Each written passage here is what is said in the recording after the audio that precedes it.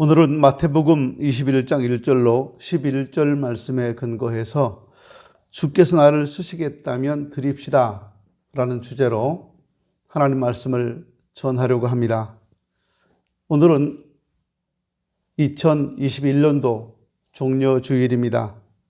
지난 2000년 전 예수님께서 예루살렘에 입성하실 때 나귀를 타시고 예루살렘에 입성하셨는데 제자들은 길바닥에 옷을 깔아드렸고 군중들은 종려나무 가지를 꺾어 들고 호산나를 외쳤습니다.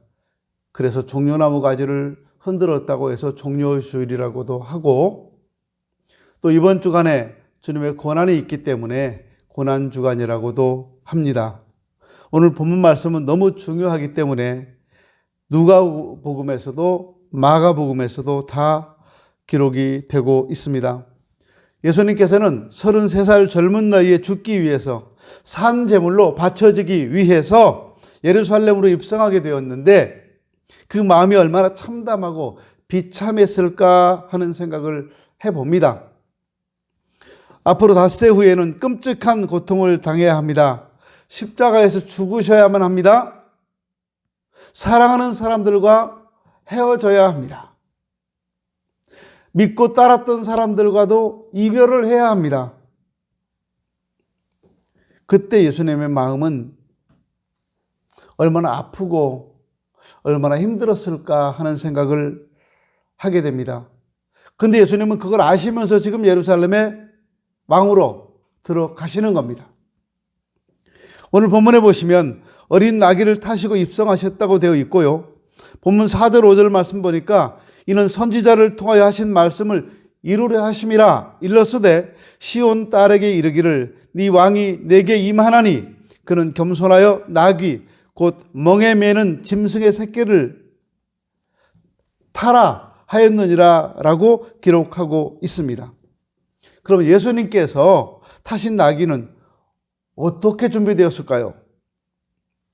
예수님께서 명령하시고 제자들이 순종했고 나귀 주인이 헌신해서 준비가 된 겁니다. 본문 말씀에 보면 감람산 벳박에 이르렀을 때 예수님께서 두 제자에게 말씀하시기를 맞은편 마을로 가라. 가면 곧 매인 나귀와 나귀 새끼가 함께 있는 것을 보거든 내게로 끌고 오라. 만일 누가 무슨 말을 하거든 주가 쓰시겠다 하라. 그리하면 즉시 보내리라 말씀하셨는데요. 이거 이성적으로는 이 말씀에 순종하기가 참 힘든 말씀입니다. 왜냐하면 임자 있는 짐승을 함부로 끌고 오다 걸리면요. 주인의 허락도 받지 않고 그냥 끌고 오다 걸리면 어떻게 될까요? 도둑으로 몰릴 수도 있고 벌금을 물 수도 있는 일입니다. 그런데 제자들은 순종합니다. 왜요? 예수님 말씀하셨으니까. 예수님이 끌고 오라고 하시니까. 예수님이 누구십니까? 만물의 주인이십니다. 그런 분의 명령을 거역할 수가 없는 것이고 나귀 주인도 주님께서 쓰신다고 하니까 흔쾌히 허락했던 것을 우리는 알 수 있습니다. 그렇습니다. 우리가 신앙생활 하다 보면 주님의 뜻이 이해가 안 될 수도 있고 납득할 수 없는 명령을 우리가 들을 때도 있습니다. 그러나 순종하면 주님이 역사하십니다. 가나 혼인잔치 때도 예수님께서 초청을 받았는데 잔치하는 중에 포도주가 떨어졌습니다. 근데 포도주를 구할 수가 없습니다. 그때 예수님께서 하인들에게 명령을 하십니다. 물을 길어다가 결례 항아리에다가 부어라. 하인들이 순종합니다. 그래서 예수님은 그 물을 길러다가 연회장에게 갖다 주라 말씀합니다. 그래서 하인들이 또 순종합니다. 그랬을 때 물이 변하여 포도주가 되었다고 성경은 분명히 우리에게 말씀하고 있습니다. 그러므로 우리는 신앙생활 하면서 이해가 안 되고 납득도 안 되고 내 경험으로 도저히 수용할 수 없을지라도 주님이 말씀하신다면, 주님의 명령이라면 순종할 수 있기를 바랍니다. 순종했을 때 역사가 나타나기 때문입니다. 두 번째, 예수님은 왜 나귀를 타고 입성을 하셨을까요? 겸손과 섬김의 자세를 보여주시기 위해서였습니다. 예수님은 겸손하신 분이기 때문에 육신을 입고 이 세상에 오실 때도 겸손하게 오셨고, 이 땅에 계실 때도 집 한 채도 없으셨고, 제자들의 발을 씻기기까지 겸손하셨습니다. 우리는 예수님의 겸손을 본받아야 합니다.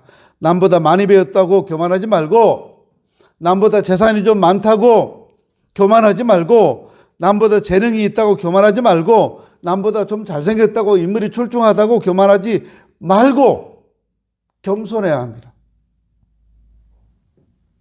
교만이 오면 욕도 오거니와 겸손한 자에게는 지혜가 있느니라. 잠언 11장 2절 말씀입니다.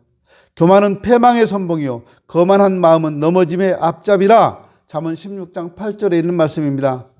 그러나 더욱 큰 은혜를 주시나니 그러므로 일렀으되 하나님이 교만한 자를 물리치시고 겸손한 자에게 은혜를 주신다 하였느니라 하셨습니다. 야고보 4장 6절에 나오는 말씀입니다. 신앙생활의 근본은 겸손입니다. 그러므로 우리 겸손하게 신앙생활 합시다.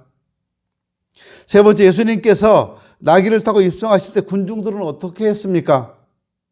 이스라엘 백성들은 열렬히 환영했습니다. 호산나를 외치면서 환영합니다. 종려나무 가지를 꺾어 들고 환영합니다. 겉옷을 벗어서 길에 펴면서까지 환영합니다. 그러나 며칠 후에는 예수님께서 붙잡혀서 빌라도에게 재판을 받을 때 바로 그 호산나를 외치던 그 사람들이 예수님을 십자가에 못 박아야 한다고 외치고 있습니다.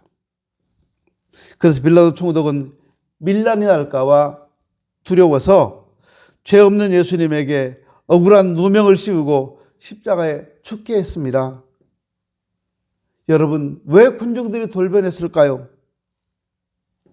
그 이유는 이스라엘 백성들은 예수님께서 기적을 많이 행하니까 예수님이 왕이 되셔서 로마를 무너뜨리고 자신들을 노예 생활에서 구출해 줄 줄 알았는데요, 그렇게 안 하시거든요.